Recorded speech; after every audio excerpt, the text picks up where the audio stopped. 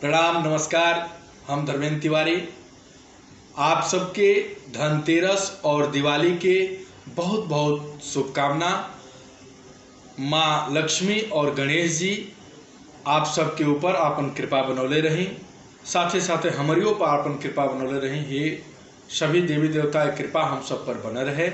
खूब आनंद पूर्वक आप सब दिवाली मनाई और प्यार दुलार हमरों पर बरसाई। कैसे आए एगो छोटी चुकी भाव बा। दिवाली और धनतेरस के समय बा, केहू सोना खरीदता, केहू चांदी खरीदता, केहू कुछ खरीदता। कुछ लोग ऐसनो बा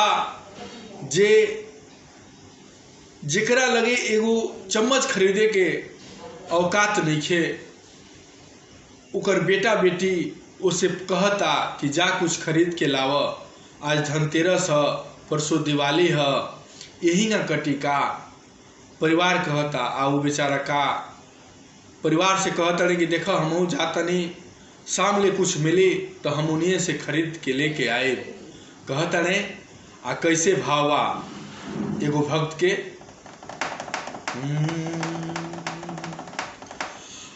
अरे हरि जी के रहन हमरा, हरि जी के रहन हमरा, अरे तनिको न भावता। हरि जी के रहन हमरा, अरे तनिको न भावता। केहू रहे भूखे, केहू भर पेट पावता। केहू रहे भूखे, केहू भर पेट पावता। हरि जी के रहन हमरा तनिको न भावता। हरि जी के रहन हमरा तनिको न भावता।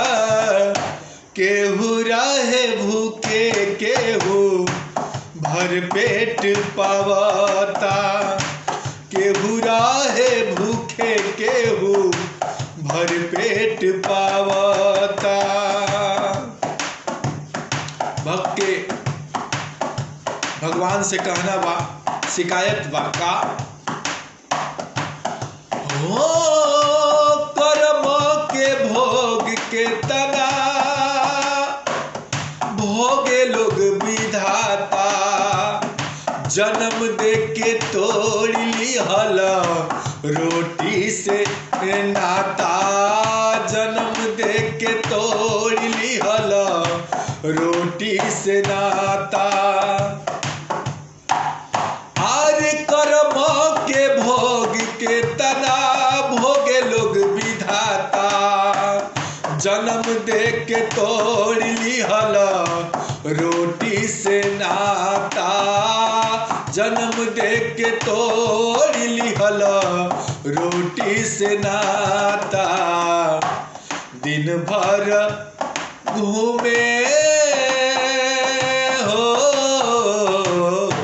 दिन भर घूमे लोगवा, दिन भर धावे लोगवा, हर कुछ न पावता।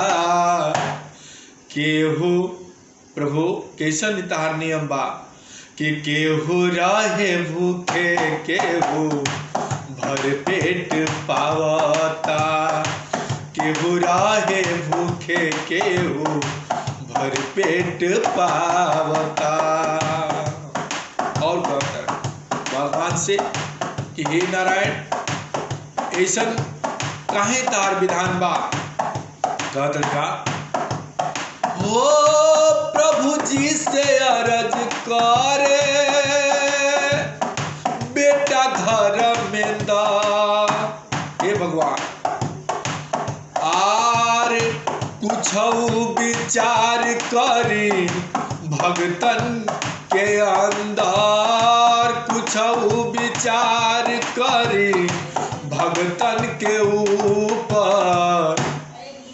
तोह से पुकार तोहार अरे बेटा आज करता, केहू रहे भूखे केहू भर पेट पावता, केहू रहे भूखे केहू भर पेट पावता।